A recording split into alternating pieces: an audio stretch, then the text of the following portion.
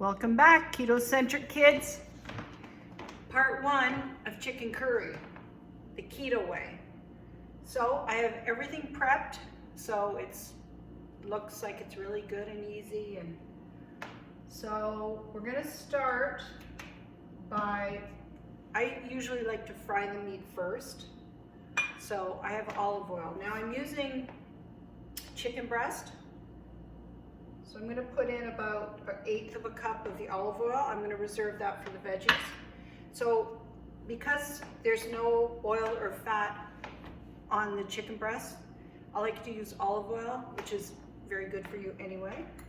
So I'm gonna start by frying up the chicken, which I've cut up and ready to go. And just add that.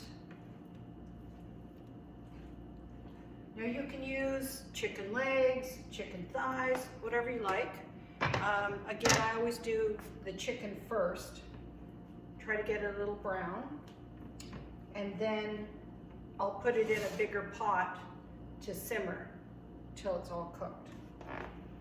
So the reason why this is keto style, I've tried something that I thought would work, and I had turnips in the house, because I heard that turnips are kind of like potatoes, which I didn't believe until I Googled it and found out that if you boil pieces of turnip in salted water with a potato, the potato sucks all the bitterness out. So I thought, give it a try. So I did, and it turned out really good. But the taste test, it tastes like a potato. So anyway, those are all cooked. We're just gonna put them in at the very end because I don't want them overcooked. They're already pretty cooked. And we're gonna cook up our chicken. I think it's about 6 weeks into this self-isolating quarantine thing, and I don't know about the rest of you gals, but yeah, I gotta cover my hair. My roots are getting bad. Anyway, so I've got about a teaspoon of salt. So I'm gonna salt the meat while it's cooking. Now, I'd rather start with a little bit of salt and then add some later, because you can't take the salt out once it's in. So let's put the salt on the meat. There's a fable about salt and meat. Google it, it's kind of interesting. It's about 3 princesses that the father wanted to test to see how much they loved him. So the first princess says, "I love you more than all the gold in the land." So he's like, okay, she really loves him. Then the second princess said, "I love you more than all the silver in the world." So he's like, okay, she loves him. And the next princess says, "I love you like salt likes meat." Anyway, he thought that was kind of weird, and he cut her out of the will. Then years later, he's at a restaurant, and, well, like eating somewhere, and of course this is a fable. So the gentleman says, or the king says, to the waitress, "Could you please bring me some salt for the meat?"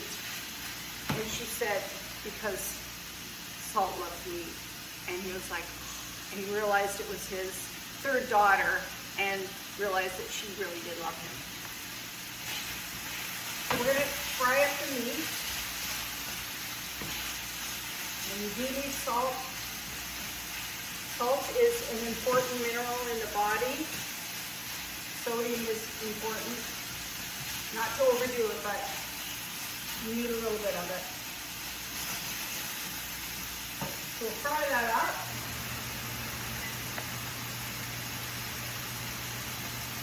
And while we're waiting, I'll tell you about the other ingredients that I have. I cut up 2 small onions. I have 2 tablespoons of curry powder, which I like a lot of curry. If you're gonna make curry, you might as well make curry. So you can start with a tablespoon and see how it is. I had a chunk of fresh ginger, so I chopped that up finely. Now if you don't have fresh ginger, you can use ginger powder. So I'll put the substitute in the recipe below. Now we're not supposed to eat too much sugary vegetables, so there is carrots, but in the whole recipe it'll be fairly low carb. So you can add it or not. If you don't like it, that's fine. This is tomato puree and coconut cream. Cream coconut is kind of like chunks. You can buy it like that, or you can just buy it like coconut cream. And again, I'll put the ingredients underneath. If you click the title, you should see all the ingredients. Whoa.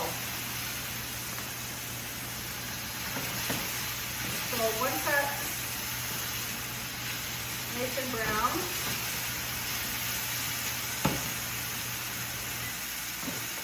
put it in the larger pot, and that's where we're going to simmer the curry.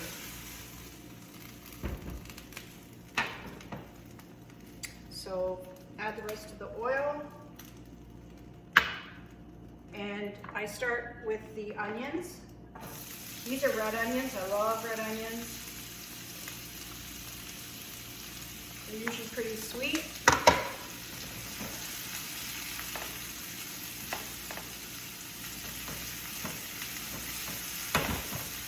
Give a little bit of salt.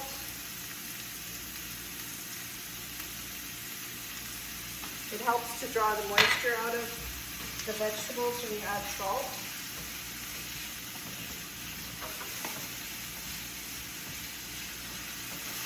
Now I had a craving for curry. Not everybody likes curry.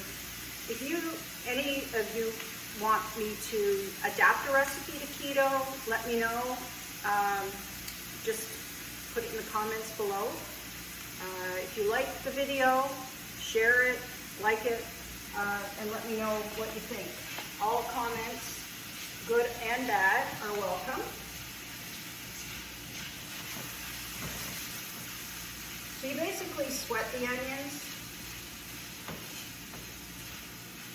There's a little bit of brown bits from the meat, which is good. Adds to the flavor. What do we add next?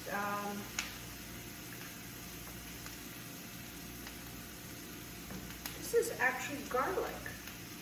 Oh, I know what I did. So this is garlic and ginger. Sorry. So the other thing too is if you don't like ginger, don't add it. If you like it, add it. I'm not a slave to recipes. I kind of, add or subtract depending on if I like it or whatnot. When I go to my friend's house and she makes curry, she makes really good curry. She usually adds a potato or a small potato, which is great, but I wanted to do a keto one, so that's why I tried the turnip. This is a true turnip. There's rutabagas, which are more kind of yellowish, brownish, and they're covered in wax. Those are actually called rutabagas. Most people call them turnips. They have more of a yellowy flesh. I haven't tried these. I'm very pleased with how it turned out. It literally tastes like a potato. There's no bitter aftertaste. You're really gonna try it. Which leads me to other thoughts in my head. Well, if that tastes like a potato and it's a turnip, I'm sure there's other recipes, like I'm thinking scalloped turnips instead of scalloped potatoes, potato salad. So yeah, it gives me lots of fodder for new videos. Okay, that looks like it's coming along nicely.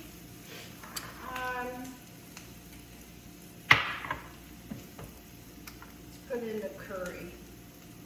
Some people put it on their meat. Some people like it on their onions, veggies. Oh, that smells good. If you like curry. And like I said, not everyone likes curry. You can adapt this recipe. It could be like a chicken stew without the curry. Now, I usually add a little bit of water after I add the curry. Oh, yeah. And that'll help cook the spice in there as well. Okay. And you can pretty much add everything now. What I had in here was carrots, and actually I had a couple stalks of celery, so I added that as well. That adds a little bit of flavor. I don't like to waste, so throw it in there. See what's in your fridge and then figure out what you can make. So get that cooking up.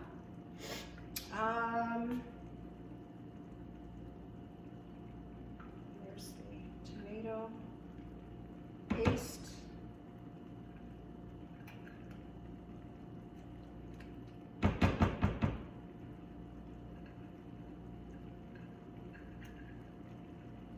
One of the biggest things about keto, people think, oh, keto, I can't do keto, I can't, it's very restrictive. It's actually not.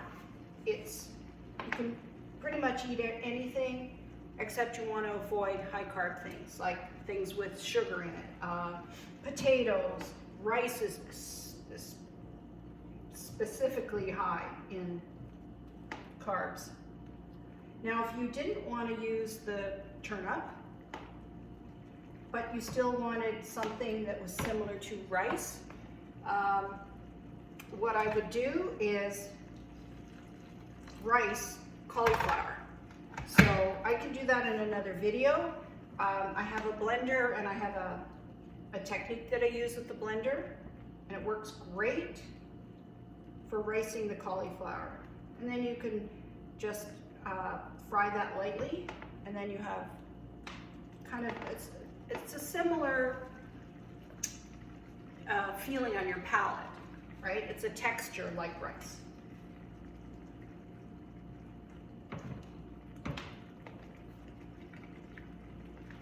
And there's the coconut.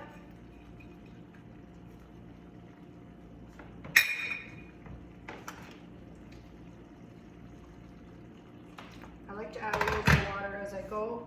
I'll put down the amounts that I use. Sometimes you really just have to eyeball it.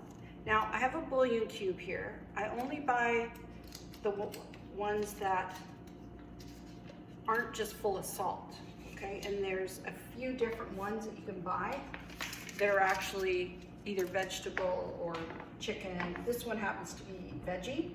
There's another one you buy and it's in a jar and you keep it in the fridge. That one's very good. It seems to be really expensive for a small jar, but it lasts a long time, and you only use like a teaspoon. And basically it's concentrated vegetables. Very thick, almost like a Marmite. If you know what Marmite is, that has yeast, I think, in it, not just the veggies. So we'll melt the coconut in there. I made I think it's called raita, if I'm saying that correctly. So basically you make it with cucumbers and yogurt. Now, depends on the type of yogurt. Greek yogurt has less carbs. I didn't have any yogurt, so I used sour cream. So I chopped up some cucumber, very fine, and I added it to a little bit of sour cream, salt, some paprika. If I had cilantro, which I don't have on hand, I would have added that as well, because I love cilantro. Apparently it's a genetic thing, whether you like cilantro or not. Anyway, so it'll basically cool down your palate. If you have a really hot curry, anything that has dairy in it, a glass of milk, sour cream or yogurt, that will cool the spice on the curry. So we can add this now to the meat. And we're going to let it simmer down a little bit. And once it cooks, I'm going to time it. Like I said, I'm going to put this all in the information below. But it shouldn't take too long because everything's cooked. And at the last minute, I'm going to throw in the turnip. You've got to try this. It's crazy. Crazy good. Okay, so I'm going to let that simmer for about 20 minutes. And then we will look at part 2. So thanks for watching. We'll see you soon.